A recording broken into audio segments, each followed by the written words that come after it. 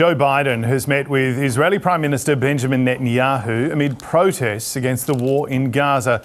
Michael is in Washington again for us this morning. G'day, Michael. Has anything come out of this meeting?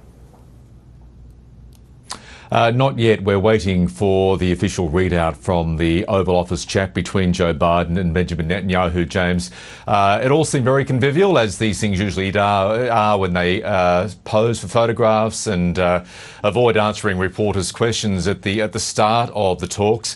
We do know that there is a strained relationship between the two men, particularly over the war in Gaza. This, in fact, is the first time the two leaders would have met face to face since the war broke out. Joe Biden, in his address to the nation last night, said that ending the war, or at least achieving a sustainable ceasefire, was going to be one of his key goals in his remaining 6 months in office. Although we heard from Benjamin Netanyahu during his address to Congress yesterday that it was all full force ahead for Israel. He believed that total victory was in sight. So I'm not exactly sure where those two men will meet somewhere in the middle, but at the very least, Benjamin Netanyahu was full of praise for Joe Biden at the very start of the talks.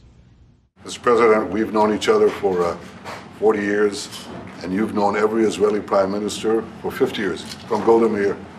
So from a proud Jewish Zionist to a proud Irish-American Zionist, I want to thank you for 50 years of public service and 50 years of support for the State of Israel.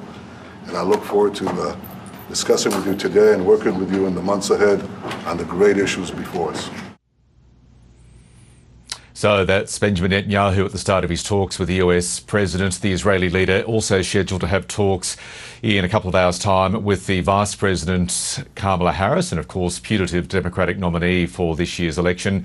And tomorrow he flies down to Florida to Mar-a-Lago, Donald Trump's estate, to meet the Republican nominees. So a busy round of final talks for Benjamin Netanyahu. Michael, as you mentioned, this is in the midst of this election race. It's progressively getting hotter. So what's the latest from the different camps? Yes, it is getting hotter, Emma, and it's going to be an ugly final 100 plus days of this election campaign if the rhetoric from the last 24 hours is any guide. Donald Trump is certainly amping up his attacks on Kamala Harris, calling her, and I'm just going through a few of the things he described Kamala Harris as at this rally he held yesterday: a radical left lunatic, lying Kamala, laughing Kamala. And he went one step further on the Fox News network this morning. He phoned in for an interview with their breakfast TV program, and he was asked to respond to Kamala Harris's line, which we'll hear a lot of, that she's a former prosecutor and he's a convicted felon and she'd much rather be in that position than he is. Here's what Donald Trump had to say in response to that. Well, I think it's disgusting, and I get a kick out of one thing. They say, "Sir, be nice. You just got hit with a bullet. Maybe he's changed. Be nice." And I'd love to be nice, but I'm dealing against real garbage. When you hear that, they've weaponized the justice system against me. They've indicted me 4 times. They've pushed other lawsuits onto me.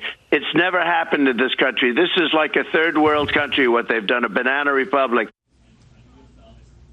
Donald Trump there, Kamala Harris pushed back. She was addressing a teachers' union rally today. She said that if Donald Trump was re-elected as President of the United States, America would go back to the dark ages, her words, where things like books and abortions would be banned. She says she's fighting for freedom. Here's Kamala Harris.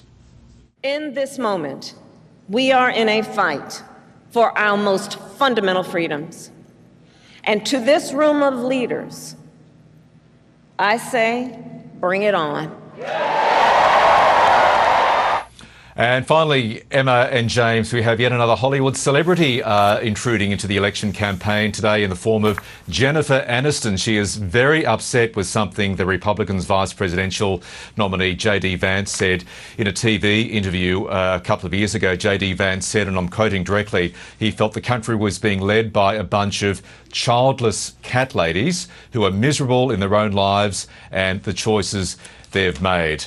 Jennifer Aniston, who's been quite open with her challenges conceiving children, has leapt to Instagram and she has posted this in response. "I truly can't believe this is coming from a potential VP of the United States." Jennifer Aniston goes on to say, "All I can say is, Mr. Vance, I pray that your daughter is fortunate enough to hear bear children of her own one day. I hope she'll not need to turn to IVF as a second option because you are trying to take that away from her too. So tensions rising right across the board here in Washington today.